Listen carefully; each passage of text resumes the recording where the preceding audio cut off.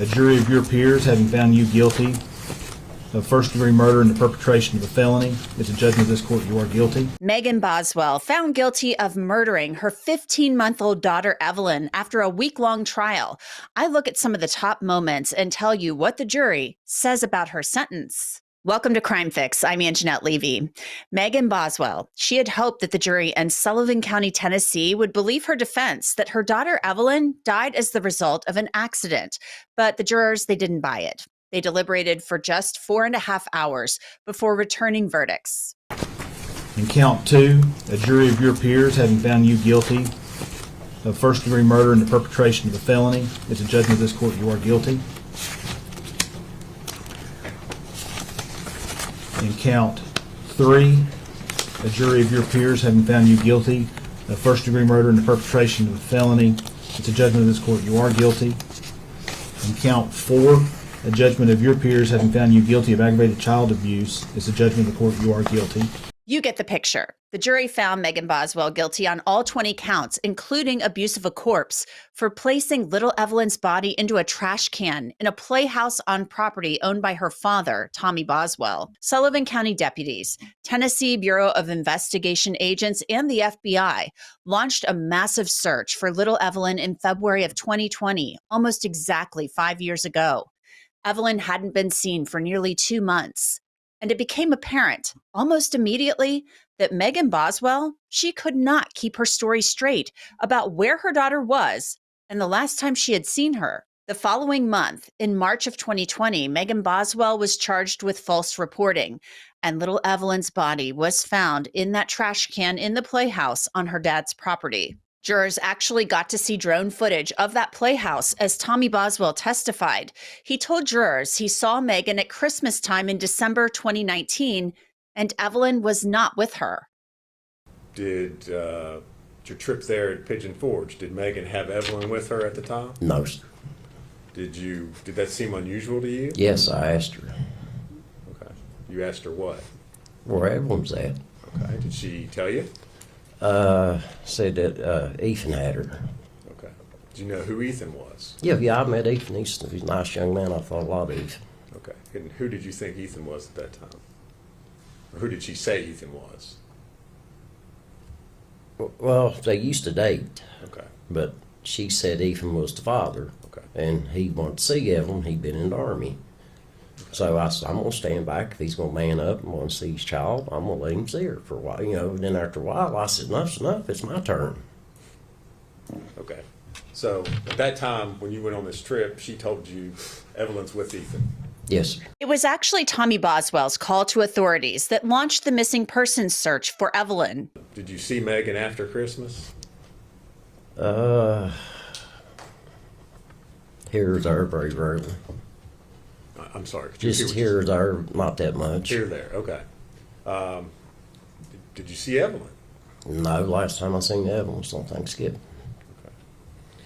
Did you ever, in those times that you saw Megan after Christmas, did you ever ask her, hey? Yes, I asked her numerous times. Okay. And what did she tell you? She kept coming up with different stories and different lies. Okay. Well, what was she telling you? First, it was Ethan had her. No, first, let me back up, I'm sorry. Hunter's mom was watching her. And then she come off with Ethan had her. And after it went on for a while, I said, I'm going to do something about this. Well, she told me that Ethan wouldn't give her back. I said, hey, let's go get an attorney. I said, he can see his daughter, but I said, he's not taking her. Okay. What did she say when you told her that? I can't remember the exact words. She said, Dad, give me a day or two or something. She said, I'll get her or something. And just lie after lie. Okay. Any point in time did you ever see Evelyn? No. Last time I seen her was on Thanksgiving, sir. Okay. So, at some point, did you make an ultimatum to Megan about seeing your granddaughter? Yeah, I told her and I told her mom. Okay. What did you tell her? It was on a weekend. Oh, excuse me. I said, come Monday morning, which I told this to her mom. I said, come high hell water. I said, I'm going to get on the phone. I said, I'm going to find my granddaughter. I said, I don't care what I got to do. I said, I want to know what's going on. I said, enough's enough. And that's when I got on the phone and made the phone call. All right. That Monday morning. All right. And did you talk with, who did you talk with? I don't know. I can't remember all of their names. Okay. Was it somebody at DCS? Yes, sir. Department of Children's Services? Mm-hmm. Okay. And what did you tell them? I just told them I told you I hadn't seen my granddaughter and I was worried about her. Okay. Did you tell them how long it had been since you'd seen Yeah. your granddaughter? I want to tell you about Upside. It's a great free app that will get you cash back on things like gas, groceries, and restaurants. This is real cash back. It's money that appears in your Upside app that you can transfer straight into your bank account. I've used Upside in a number of places, especially when I needed a cup of tea or coffee. I claim an offer on the app, I pay as usual and follow the steps, and I get cash back. It's really, really easy. You can also use Upside at places like Shell, Exxon, 7-Eleven, Taco Bell, and that's just to name a few. To find out how much you could earn, click the link in the description to download Upside or scan that QR code that you see on your screen and use our promo code CRIMEFIX to get an extra 25 cents back on every gallon on your first tank of gas. That's promo code CRIMEFIX for extra cash back. You'll hear more from Tommy Boswell in a bit, so stay tuned. You don't want to miss it. Jurors also heard from friends of Megan Boswell, who saw her with Evelyn in December of 2019. Here's Caitlin Carter. Do you recall going to Chili's with Megan Boswell at one point? Yes, ma'am. Do you remember when that was? The end of my college semester, Okay. And do you know when that would have been? around the 1st of December. Okay. Who was there when you went to Chili's that day? Me, Megan, and Evelyn. Okay. Anyone else? No, ma'am. Okay. Did you sit at a table or a booth? Booth. Okay. And did you sit beside anyone? No, ma'am. Okay, so Megan and Evelyn were on one side of the table and you were on the other. Yes, ma'am. What was your impression of Evelyn that day? She was dirty, and I could smell her across the table. Okay. Have you been around babies before? Yes, ma'am. Okay. Was she beyond what a normal dirty baby would be? Yes, ma'am.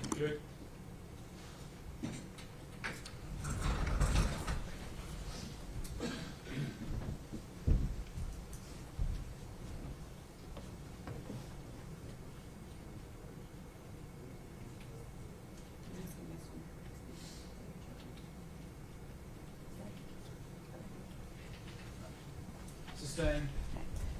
You said you've been around other babies, is that correct? Yes, ma'am. Based on your personal experience with other babies, did you consider Evelyn dirtier than what your experience was with other children? Based on my personal opinion, yes, ma'am. Okay, and can you tell us how?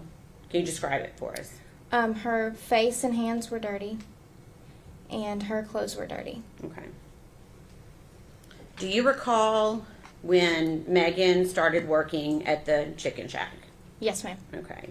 And do you recall if she was dating anyone when she started working at the Chicken Shack? Not when she started. Okay. When did she start dating someone? Shortly after?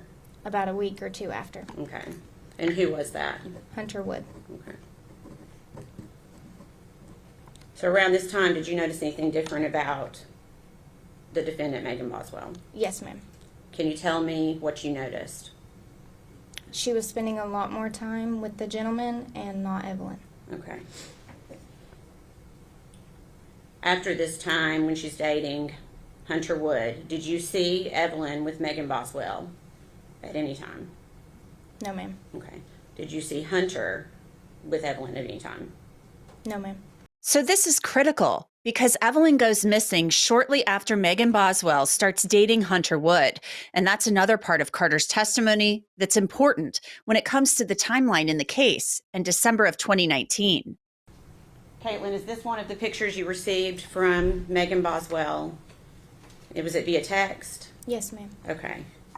And did she indicate that Evelyn was with her that day?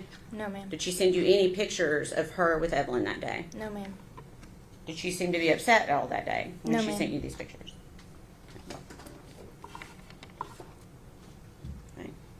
Did she also send you this photograph from that same day? Yes, ma'am. Okay. And can you tell me what the date is that's behind her on the photograph?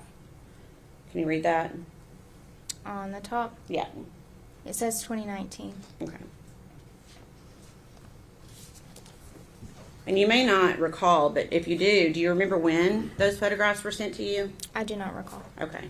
Would it have been after early December? Yes, I mean, ma'am. because it would have been, you said she started dating Hunter 1 to 2 weeks after the beginning of December. Is that right? Yes, ma'am. Okay. So is it fair to say it was at least 1 to 2 weeks after, so mid-December? Yes. Is that fair? Yes. Okay. So if we're mid-December is, well, let me say this. Prior to Thanksgiving of 2019, did Megan talk a lot about Evelyn? Yes, ma'am. Okay. Did you see her post a lot about Evelyn? Yes, ma'am. Okay. What about mid-December? Is she still doing that? No, ma'am. Okay.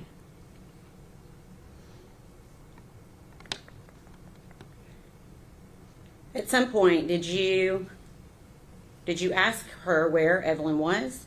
Yes. What did she say? She said that she was with her father. Okay. When you say her father, do you know who do you think she was talking about, or who was she talking about? She was speaking of Ethan. Okay. Did she say why Evelyn was with Ethan? Yes, ma'am. What did she say? She said that Ethan came home and got emergency custody. Okay. Did she ever show you any paperwork? No, ma'am. That becomes important too because Ethan did not have Evelyn with him. That was one of the first stories that Megan Boswell told. But the defense tried to make some points through Carter's testimony.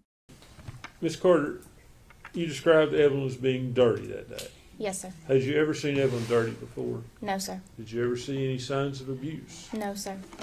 Did Megan seem like a loving mother to you? Yes, sir. Did she seem devoted to Evelyn? Yes, sir.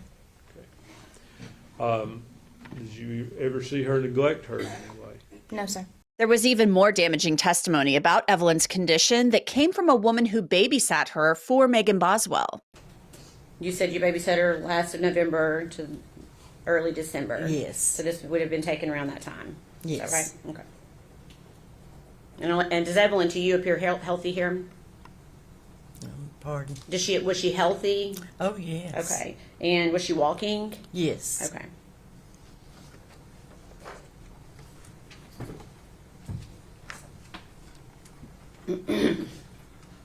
Do you remember the last day that you babysat Evelyn? Pretty much. Okay. Do you remember what time Megan picked Evelyn up that day? It was late that night, say maybe 10:30. Okay. And you may not recall, but do you recall the date? I'm not sure. Okay.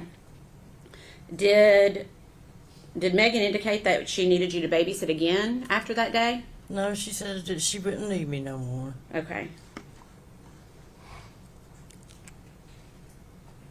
And did she tell you that when she picked Evelyn up, or did she tell you that later? She told me later. Okay.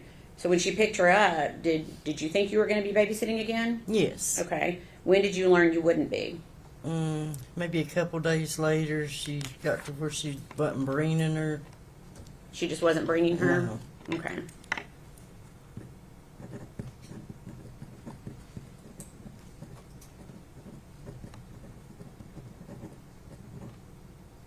Okay. During the days that you watched Evelyn, did you have any concerns? Yes. Okay. What concerns did you have? She had a terrible diaper rash. Okay. When you say terrible, can you describe it, please?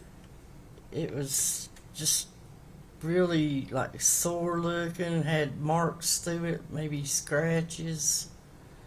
It was just really bad looking. Okay. Have you kept other children Evelyn's age before? Oh, yes. Erica Stacy, whose son dated Megan Boswell at one time, testified about how Megan talked about her little daughter. During this time that you were around Megan, did she ever say anything about Evelyn that surprised you? She would always say that Evelyn was mean as crap. Okay. And is that the word she used, crap? No, she would say mean as. Okay. Did she say that more than once? Yes. Okay. And that would have been around the time that Evelyn was a year old? Yes. Okay. Why did that surprise you? I was raised, you just don't say that about a child.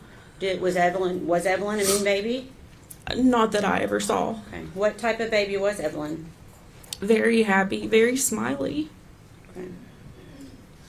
And do you recall trying to reach out to Megan to continue to try to see Evelyn again? Yes. Okay.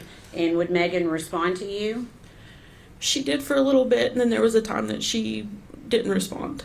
All of this paints a terrible, terrible picture of Megan Boswell, about her priorities and how she was treating Evelyn and how she felt about her in the weeks leading up to her disappearance. Then there were the many, many, many, many interviews with detectives. When is the last time you saw Evelyn alive? Whenever Mom left with her. When? Back in December? Okay. Who has seen Evelyn alive since then? Just Mom. So, what do you think happened? I don't know if she's up in Virginia or somebody that Mom knows, because she used to like stay up there or something. Why would she take her from you and not give her back? I don't know.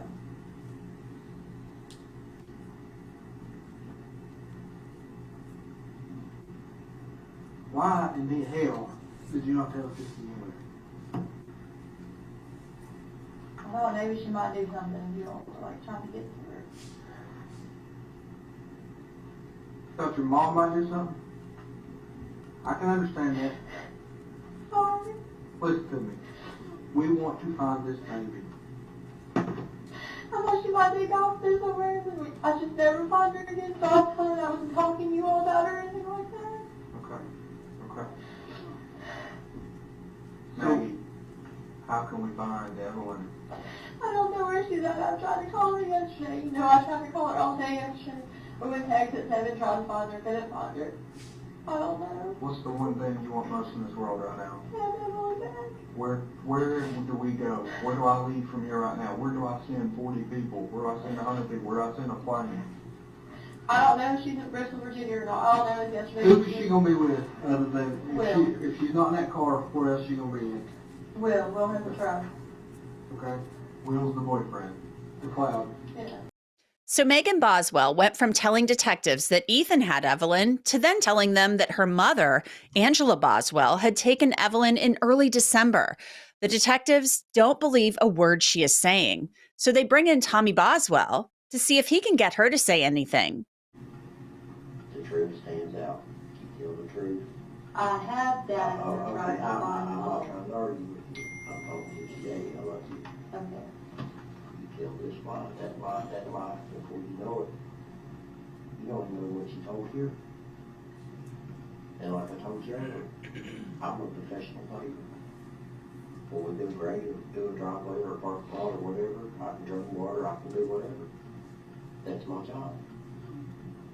The customer ain't gonna tell me how to do my job.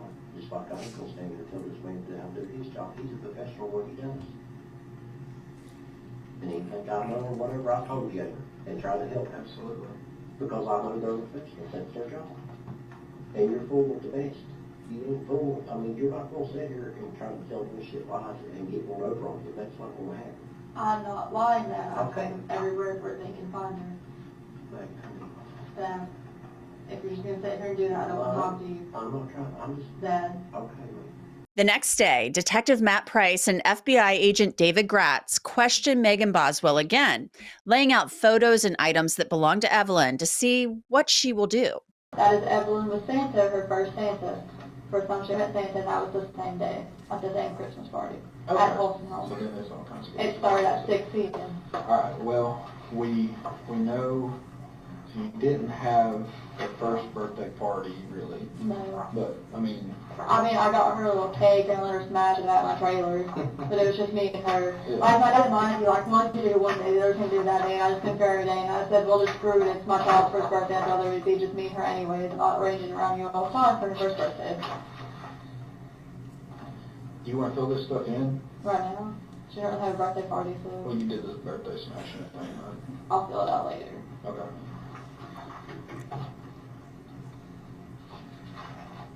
What are we gonna put here? Nothing, she's not 2 yet. What are you gonna put here? Hopefully pictures of her second birthday party. What do you want to do at her second birthday party? Actually have a really nice birthday party. Cause I brought balloons and stuff for her first one. I was going to make a baby shark theme, but I didn't really set all that up. So, What do you want to do to this? I don't know. That's a long time from now. You can think about it. Take her to the park. What park?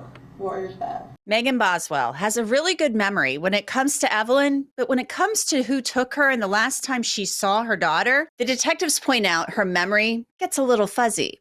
Here's my point. You were all about Evelyn. You did all this stuff. You saved the bracelets. You saved the cat, the coming home outfit, Evelyn's bathtub sling. You saved this picture. You saved these little footprints. You saved the first Christmas. You saved this book.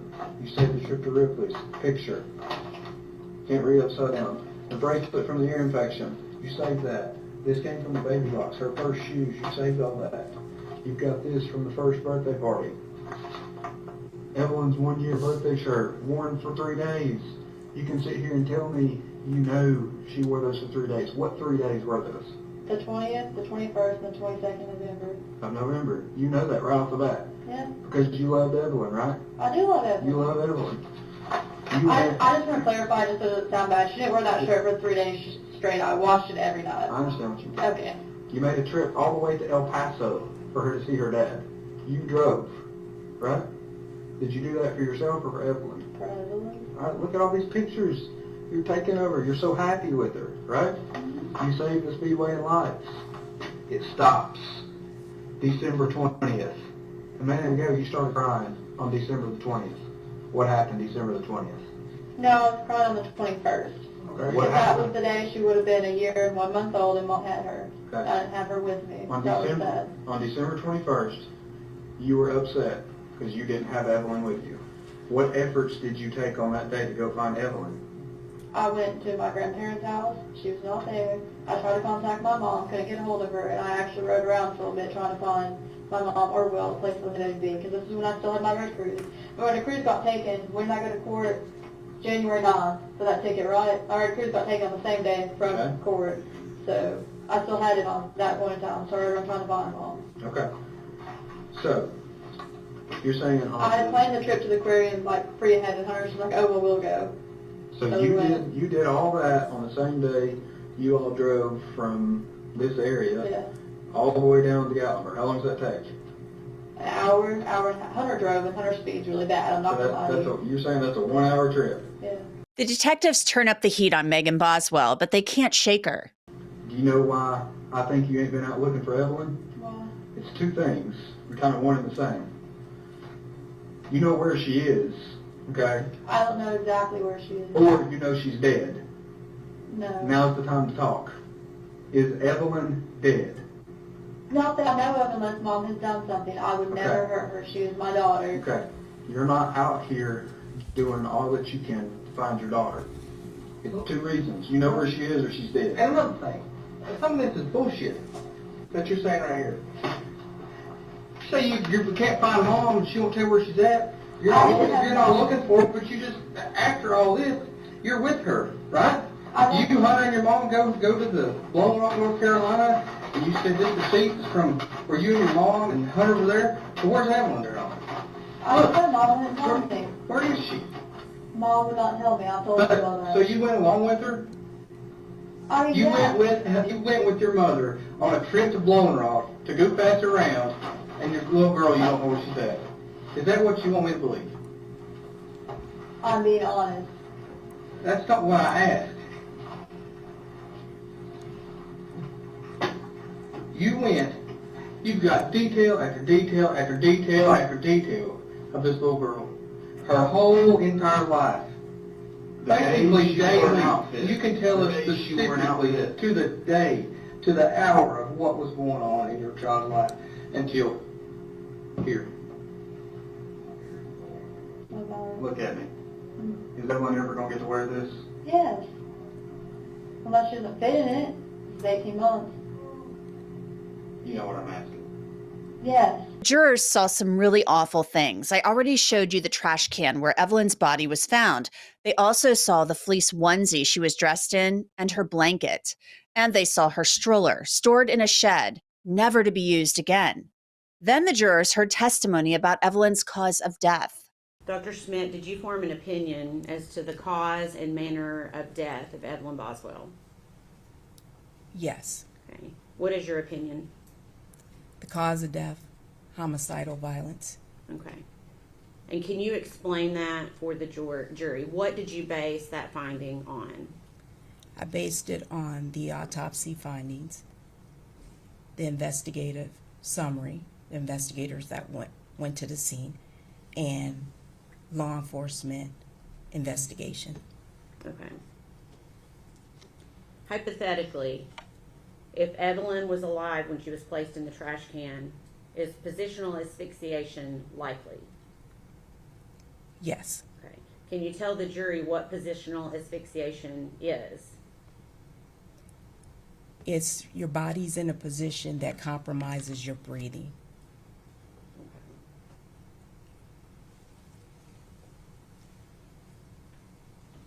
And were you aware was how Evelyn's body was placed into the trash can? Do you recall? Yes. Okay. And when you say positional, are you referencing the fact that she was upside down?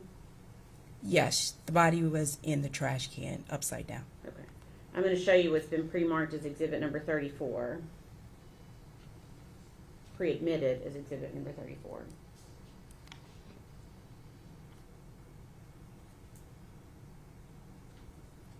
Okay. Okay. So hypothetically, if a blanket is pulled up over the face of a child who's then placed into a trash can upside down, could the blanket itself cause some type of asphyxiation? Yes. Okay. What about the trash bag that Evelyn's body was in? Could the trash bag itself cause some type of asphyxiation? Yes, if it covered the airways, the nose, and the mouth. Okay. The defense challenged the opinion of forensic pathologist Matrina Schmidt. So, when you described this death as homicidal violence, you described that it's based on the child being found in the trash can. Is that correct? And the investigation, yes. Okay, but not your medical findings.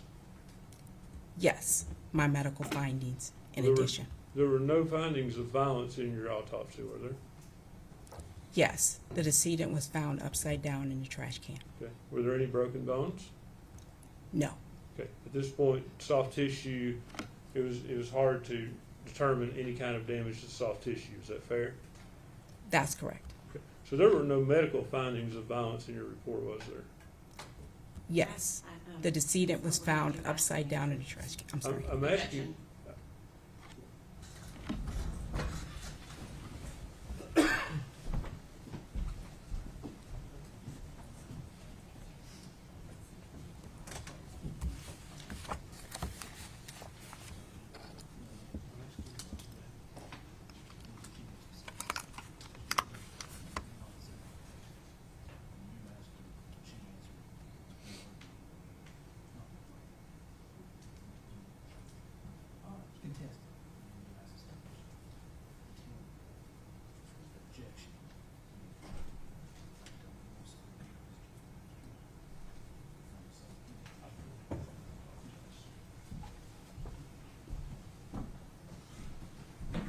Doctor, let's make sure we're on the same page. I'm asking about medical causes that you would find in the autopsy. Now, being placed in a trash can, are you describing that as a medical cause? No. So medical causes that, and medical diagnosis that you have, there is no medical issue showing this is a homicidal violence, is there? No.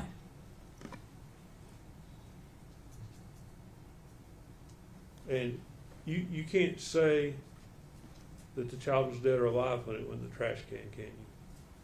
That's correct. I already told you that the jury found Megan Boswell guilty. Then it was time for the jury to consider her sentence. Her lawyers asking that she one day be eligible for parole. Ladies and gentlemen, although I may not agree with your verdict, I respect your verdict. I respect you. I thank you for your time, and I have one more thing to ask you. You have to make a decision now, and that decision is it's going to mean the difference. If you sentence Megan Boswell to life in prison, she'll be released when she is probably 69 years old. That'll be 8. She's been in jail. You probably realize she has been in jail since she was 18 years old. She went to jail February the 25th of 2020, and she hasn't been released. So with that said, if you give her a life sentence, it would be 51 years. That's what I'm asking you to do. If you give her a life without sentence, she will never be released from prison. That's the difference. So it would be the difference between her being released at what I believe would be 69 to 70 years old, or never being released. The defense called Megan Boswell's mother, Angela, to testify. Let's talk about Megan's life growing up. Would it be fair to say that during her lifetime she's witnessed drug use between you and her father? Yes. What type of drugs? Opiates, mainly. Scoot up and speak into that so the jury can hear you. Opiates, mainly. Okay. Did that drug use lead to other problems? Yeah. Arguments, fighting, yes. Okay. You say there strife. Strife. Is what it brings, yes. Non-stop. Is that something that went on pretty much her entire childhood growing up? Yeah, from the time she was pretty little, yeah. Okay. Mm. Good. Now, did she witness fights between you and her father? Yes. Okay. I think at some point her father was convicted of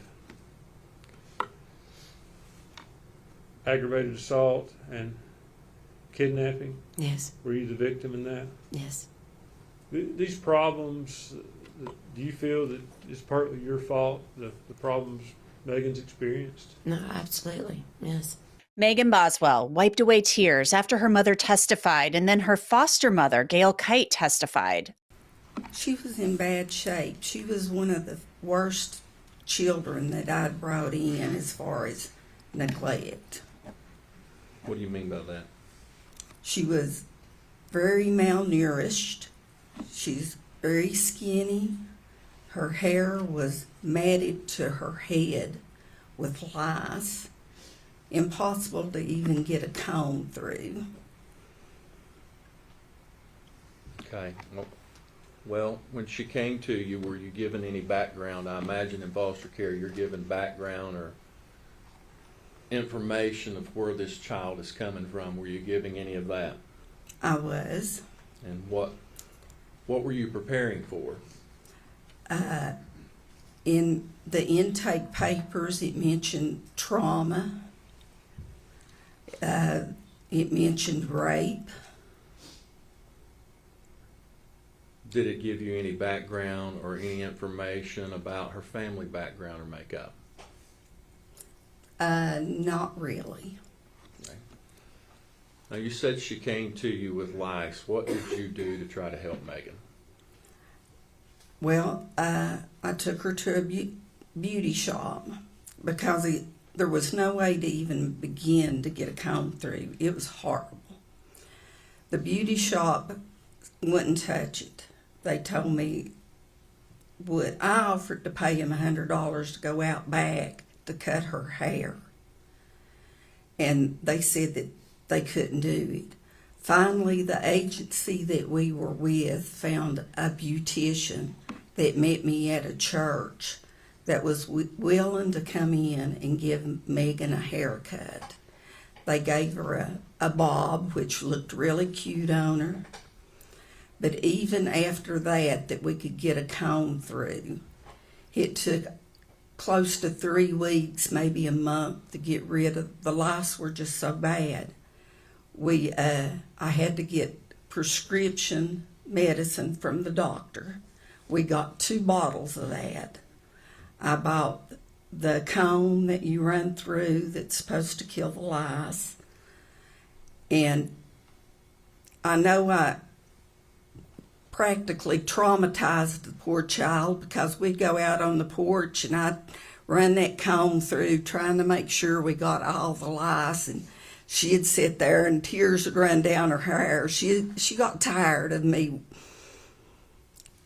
It wasn't a pleasant situation. And then The jury wasn't out long. The district attorney wanted a sentence of life without the possibility of parole, but the jury showed Megan Boswell some mercy and grace. All right. Ms. Boswell, in count one, the jury of your peers having set your punishment, you'll be sentenced to life imprisonment. In count two, you'll be sentenced to life imprisonment. Megan Boswell will be sentenced in May. It's possible the judge could add more time onto her sentence, which could extend any parole eligibility date. And now Evelyn's family and the community will continue to mourn her and try to move forward. That's it for this episode of Crime Fix. I'm Angenette Levy. Thanks so much for being with me. I'll see you back here next time.